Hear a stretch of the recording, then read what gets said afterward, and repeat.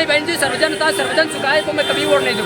बुद्ध का सिद्धांत था बहुजनता बहुजन सुखाए, और मैं बुद्ध के सिद्धांत को हमारे जितने भी बहुजन महापुरुष थे सभी ने बुद्ध के सिद्धांत को माना, और मैं बुद्ध के सिद्धांत को ही मानता हूँ। कल को अगर चंद्रशेखर आजाद जी सर्वजनता सर्वजन सुखाए की तरफ जाते हैं तो मैं उनका विरोध। दोस्तों, हम इसमें मोदी जी कानपुर में है। आज़ाद समाज पार्टी के नगीना सांसद चंद्रशेखर आजाद जी आए हुए थे। कुछ यहाँ पर जो है महिलाएं आई हुई हैं लगातार आज़ाद समाज पार्टी की, जो इसमें माननीय चंद्रशेखर जी का फोटो भैया आपको कराते हैं। वीडियो बनाओ, थोड़ी वीडियो बनाओ यार। इनका नाम और कहाँ से हैं, क्या नाम है आपका? आप भी चालू कर दो इंटरव्यू। एडवोकेट रूपम कोरी जी हैं, उनसे बात करते हैं। आप कहाँ से हैं मैडम? कानपुर से। तो आज आप संगठन मंत्री पद से हैं, आज़ाद समाज पार्टी से हैं। आप जो है यहाँ पर आई हुई थी, माननीय चंद्रशेखर आजाद जी ने क्या बोला है? हमारे समाज के बारे में बोला है और उसके बारे में 2 लाइन है। ये वक्त नूर को नूर बना देता है, ये वक्त नूर को नूर बना देता है, एक छोटा सा जग नासूर बना देता है। कौन चाहता है ये पिछले समाज कौन चाहता है कि सभी पिछले समाज पर ये संविधान मजबूर बना देता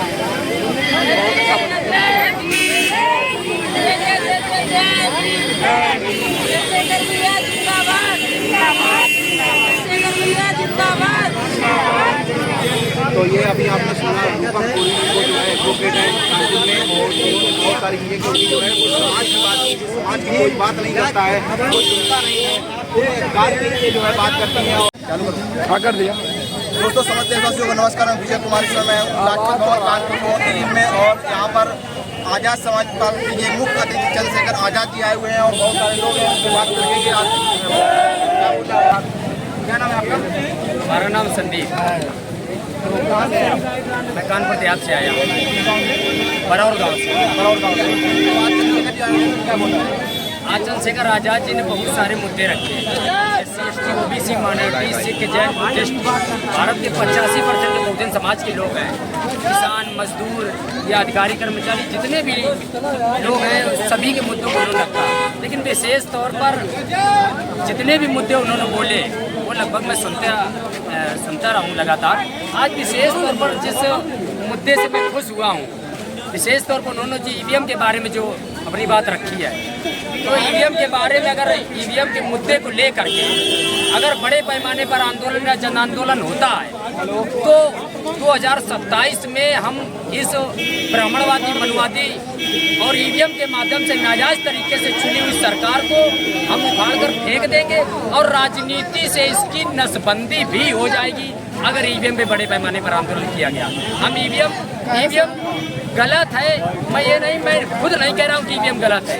8 अक्टूबर 2013 को माननीय सुप्रीम कोर्ट ने यह कहा कि EVM मशीन से फ्री, फेयर एंड ट्रांसपेरेंट चुनाव नहीं हो सकता, स्वतंत्र, पारदर्शी, निष्पक्ष चुनाव नहीं हो सकता, ये सुप्रीम कोर्ट कहती है। तो हम भी सुप्रीम कोर्ट की बात को मानते हैं कि EVM मशीन को अगर सुप्रीम कोर्ट ने दोषी ठहराया है, गलत ठहराया है, तो EVM मशीन के विरोध में आज चंद्रशेखर आजाद जी ने कहा कि हम EVM मशीन के विरोध में बड़े पैमाने पर आंदोलन करेंगे, तो इसकी लड़ाई लड़ेंगे। तो सबसे बड़ा मुद्दा है EVM मशीन।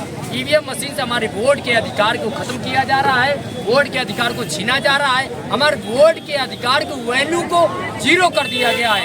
इस वजह से ये मनवादी, ब्राह्मणवादी EVM के माध्यम से सरकार जो चुनकर आती है, नाजायज तरीके से चुनकर आती है। 2027 में किसको आप देंगे? 2027 के चुनाव में CM पद के लिए लड़ाई लड़ी जाएगी, और विशेष तौर पर लोग जागरूक होंगे, जनता जागरूक हो जाएगी।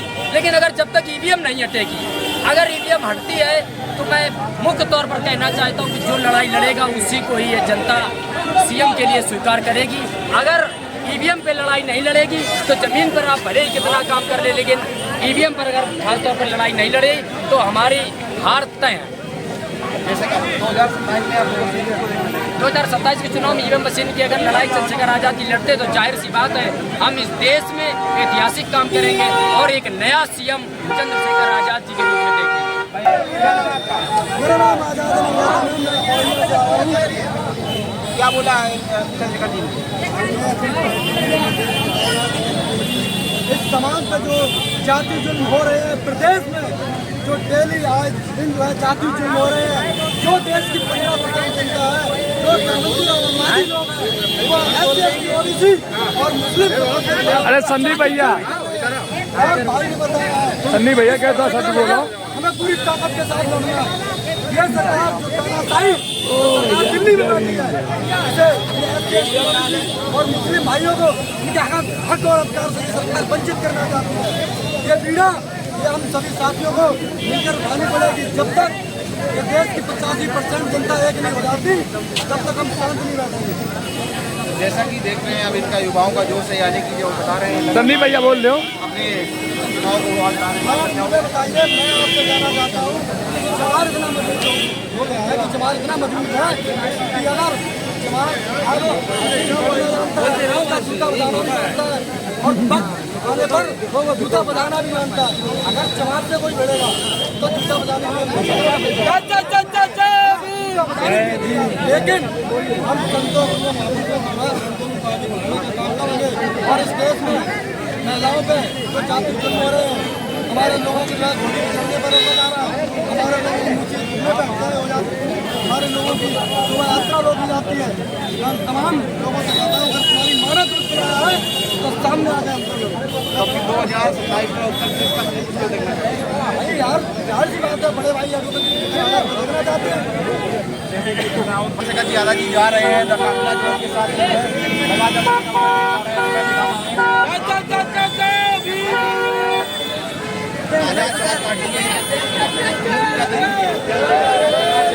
लगातार काफिला के बाद में रहता हुआ आप देख पा रहे हैं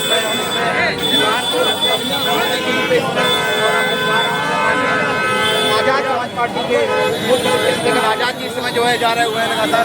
और बात करते हैं और बहुत सारे लोग हैं यहाँ पर, इनसे बात करते हैं। इस समय मैं मोती झील में हूँ और जानकारी बता रहा हूँ। इस आजाद समाज पार्टी के चंद्रशेखर आजाद जी जा रहे हैं। कुछ लोग भाई लोग हैं लगातार बात करना चाहते हैं, उनसे बात करना। क्या नाम है आपका? कहाँ से आप? तो आप आजाद समाज पार्टी के जनता के साथ क्या होता है? भाई ने यही बोला कि हमने ऊपर आना है, अपनी पार्टी को आगे बढ़ाना है, क्योंकि हमारे जो समाज के लोग हैं वो गरीब मजदूर हैं और हमारे भैया जिसे जान से मेहनत करें तो हम लोग भी इसका पूर्ण रूप से सहयोग करेंगे। और चाहे हमारा हो जाए, डरने वाले नहीं है। अपने भाई को चाहे 1 रुपये नहीं छोड़कर अपनी पार्टी को मदद करूँगा और अपने भाई को आगे और बस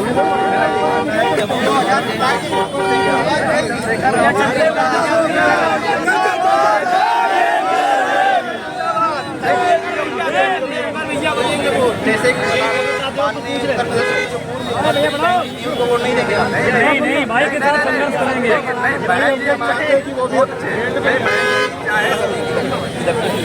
बहन जी ना जो बहन जी से नाराज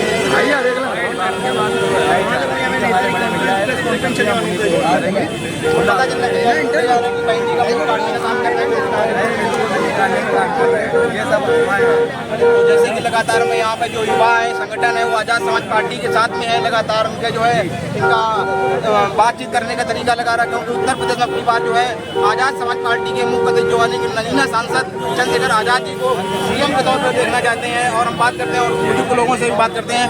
तो सबसे पहले क्या नाम है? भाई यार कहाँ से हैं? कानपुर से। तो आज उत्तर प्रदेश के जो है मुख्यमंत्री के तौर पर किसको देखना चाहते हैं? बड़े भाई चंद्रशेखर आजाद जी पता चल गया कि मुख्यमंत्री का उनका वोट पड़ने काम कर रहे हैं। जो है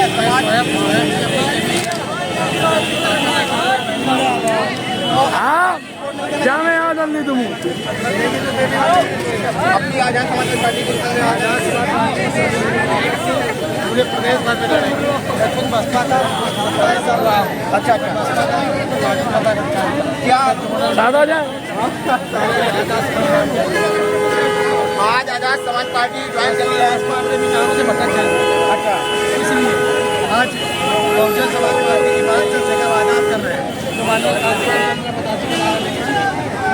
भी ये सारा समाधान तो आज आप आजाद समाज पार्टी ज्वाइन कर लिया है तो 2027 में किसकी तैयारी कर रहे हैं आप? आजाद समाज, जैसे बता रहे हैं आजाद समाज पार्टी की तैयारी कर रहे हैं 2027 में चुनाव। आज क्या क्या बताया उन्होंने यहाँ पर आजाद समाज पार्टी ने? बताया कि हमारे सत्ता में आ गए, बेरोजगारी है, हाँ बदकारी करने लगे इनके संग यार। तो जैसे लागू करेंगे। सरकारी स्कूलों पर तो सब तुम बोल दो का है आज कार्य हम लोग हाँ? करेंगे।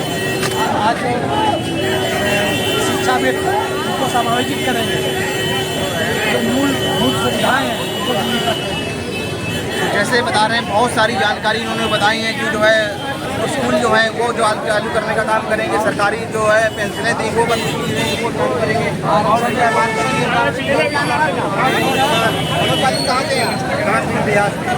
तो आप कानपुर याद करके आए हुए आज आजाद समाज पार्टी के जो है नगीना सांसद चंद्रशेखर आजाद जी आए तो उन्होंने क्या बोला है? पूरा पढ़ाई पे विशेष ध्यान देना है। पढ़ाई पे जो सरकारी स्कूल बंद किए जा रहे हैं ये गरीबों के लिए बहुत ही हानिकारक है। गरीब के बच्चे सरकारी स्कूलों में ही पढ़ते थे, जो कि आज 20,000 स्कूल बंद किए जा रहे हैं। ये बहुत ही गरीबों के साथ अन्याय किया जा रहा है। इसके हम विरोध में हैं। मनोज पाल आजाद समाज पार्टी जिला उपाध्यक्ष ये हमारे कौशल भाई बहुत अच्छा लगा इनसे बात करके और बात करते हैं लोगों से भैया से बात करते हैं। क्या नाम है आपका? कौशल कुमार क्या कहाँ से?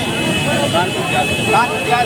तो आज आजाद समाज पार्टी के में आप आए थे कानपुर में, क्या बोलते हैं आजाद चंद्रशेखर आजाद वही बात चंद्रशेखर जी ने समाज के लिए समाज के लिए नहीं सोचा और सब समाज के लिए सबके हित की बात की है उन्होंने। जो आज के समय में जो वर्तमान की सरकार जो कर रही है, गरीबों का हक अधिकार जो छीने जा रहे हैं, चंद्रशेखर आजाद ने कहा है कि हमारी पार्टी में हर समाज के लोग जुड़े और बढ़ चढ़ कर शिक्षा न्याय और हर चीज में उनको हिस्सेदारी मिलेगी। और जो पहले जो नारा दिया कि जिसकी जितनी संख्या भारी उसकी हिस्सेदारी, इसी नारे के साथ चंद्रशेखर जी आजाद जी काम कर रहे हैं और इन मिशन को बढ़ चढ़ कर काम करें और सारा युवा जितना भी युवा है वो चंद्रशेखर आजाद जी के साथ में खड़ा है। क्या लगता है 2027 में आप चंद्रशेखर आजाद जी का कारवा रातों दिन इतना बढ़ा है। 2027 के चुनाव में जो वर्तमान सरकार को मुंह तोड़ जवाब देने का यही ढाले गेट पे टीम आगे काम करेगी। समय आने तो देखना बढ़कर एक दिन वो आएगा कि जिसमें खत्म हो जाएगा, सब फेला हो जाएंगे, केवल एक ही दल रहेगा आजाद समाज पार्टी भी। आजाद समाज पार्टी पर 2027 में सिर्फ मैं ही नहीं, जितना यूपी का युवा है वो सारा युवा आज चंद्रशेखर आजाद जी के साथ में खड़ा है, कंधे से कंधा मिलाकर खड़ा है, हर संभव मदद के लिए चंद्रशेखर आजाद जी के साथ में खड़ा है। आप लोग बोलते हैं कि जो है चंद्रशेखर आजाद जी जो मानसी बहन जी का वोट जो है कांग्रेस समाजवादी पार्टी का वोट काटने का काम कर रहे हैं। ऐसा कुछ नहीं है, ये लोगों का भ्रम फैलाने का काम कर रहा है, ये सब भ्रम फैलाने का काम हो रहा है। लेकिन जितना भी युवा है आज समझ गया है, जान रहा है, पूरा युवा यूपी का हर जिले का क्षेत्र का पूरा चंद्रशेखर आजाद जी के साथ में कंधे से कंधा मिलाकर खड़ा है। तो जैसे कि बता रहे हैं भ्रम को दूर कर रहे हैं, यानी कि आजाद समाज पार्टी के जो मुख्यमंत्री हैं चंद्रशेखर आजाद जी नगीना सांसद, उनके साथ में 2027 में चुनाव में जो है पूरी जीत का 100% विश्वास दिलाते हैं कि जो है पूरा युवा और जो भी प्रदेश के सभी पार्टी के सदस्य और यानी कि जो है नेतागण हैं सभी ग्रुप के जो है आजाद समाज पार्टी की तरफ आने वाले हैं, उनकी लहर चल रही है। और लोगों से बात करते हैं, यानी कहाँ से आप? जगतपुर से। आप आजाद समाज पार्टी में से आए हुए थे, क्या सुना आपने यहाँ पर?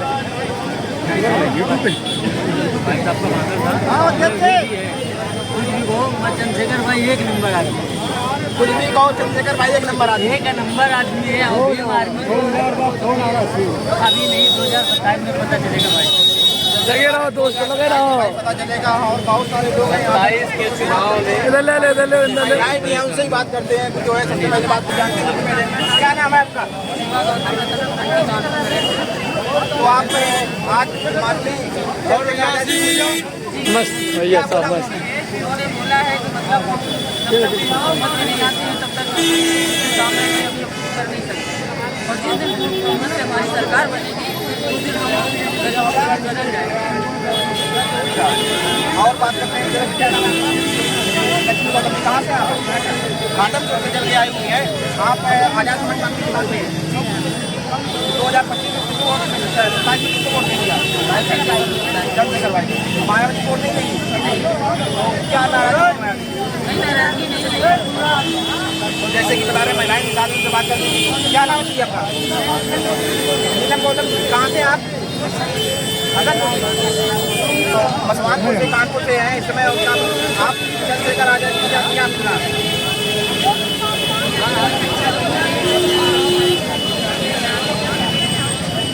क्या हम शासन दिया है?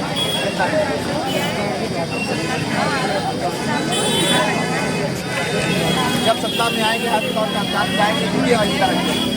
क्या नाम है आपका? कहाँ से है? कानपुर से। क्या बोला है जनता भाई ने बोला है कि जब मेरी सरकार बनेगी तो हम सबके लिए एक जैसा कानून व्यवस्था बनाएंगे और सब लोगों का साथ देंगे।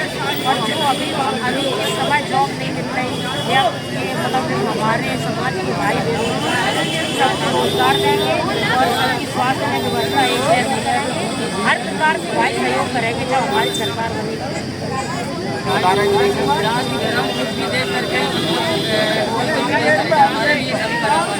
महिलाओं का सम्मान और गरीब पिछड़े आदिवासी जो भी है सभी सबको बराबर अधिकार और हमें पूरा आशा ही नहीं पूरा भरोसा भी है कि हमारे भाई को हमारी आवाज़ उठाने वाला कोई नहीं।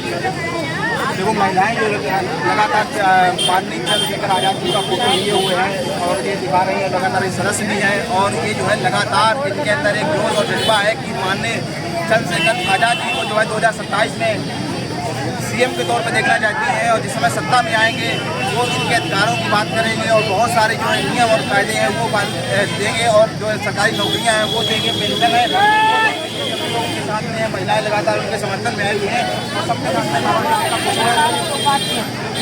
क्या नाम है आपका? इसके पहले कितना पहले बसपा में थे तो इसके पहले जो है ये बसपा में बसपा छोड़ के जो है इस समय आजाद समाज पार्टी ज्वाइन कर लिया है।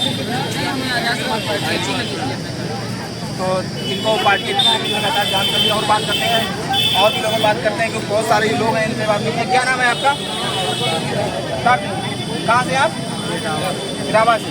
तो आज आपने आजाद समाज पार्टी ज्वाइन कर ली, क्या अच्छा लगा इसमें पार्टी?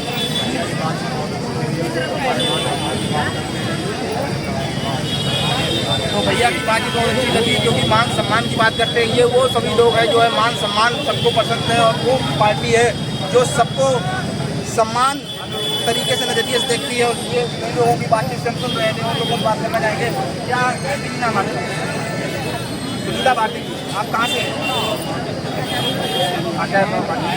क्या आपको यहाँ पर अच्छा लगा? क्या सुना आपने?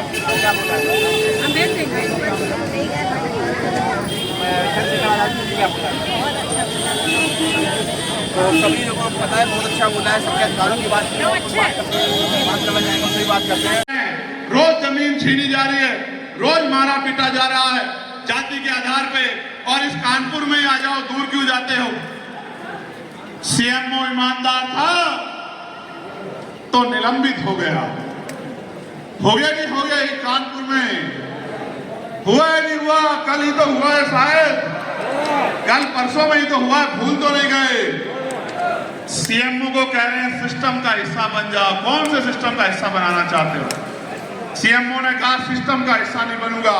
सीबीआई ने जिस संस्था को चार्जशीट की है उसको काम नहीं दूंगा, तो सीएमओ निलंबित हो गए।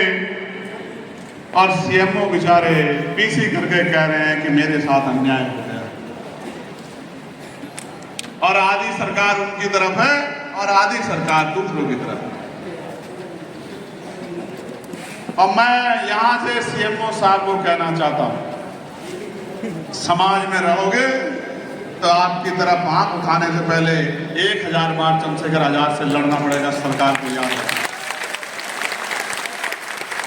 और अगर उन्हीं के गुणगान गाओगे, उन्हीं की बात बोलोगे, उन्हीं की बोली बोलोगे, उन्हीं के विचार में रम जाओगे तो निलंबित नहीं होंगे, तमाम तरह का अपमान सहना पड़ेगा, कोई पूछने नहीं आएगा। मेरी बात को याद रखना, संदेश के तौर पे कह रहा हूं। इस मंच से सीएमओ के माध्यम से तमाम अधिकारी कर्मचारियों को कह रहा हूं, पिछड़े दलित वर्ग के, मुस्लिम समाज के और न्याय पसंद हर समाज के अधिकारी कर्मचारियों को कह रहा हूं, अभी भी वक्त है। आप बहुत बड़ी जिम्मेदारी आपके कंधों पे, समझदारी से काम करो। सम्मानित साथियों, प्रदेश भर में मॉब लिंचिंग की घटनाएं हो रही नहीं होगी, बस पता लग जाए कि मुस्लिम नाम है, बुलडोजर चलेगा, पीटा जाएगा, गोली लगेगी, खाद उधेड़ी जाएगी, और अगर पता लग जाए कि मुख्यमंत्री के परिवार के लोग हैं तो कितना बड़ा अपराध कर दे, कोई सजा नहीं होगी, खुली छूट दी जाएगी, और अपराध करो और मौज करो, कोई पूछने वाला नहीं। अभी पुलिस को पीटा, थाने में घुस के पीटा, कई जांच के लिए गए थे वहां पीटा। इस खाकी का इकबाल भी कमजोर कर दिया है। इस पुलिस पे हम लोग गर्व करते हैं।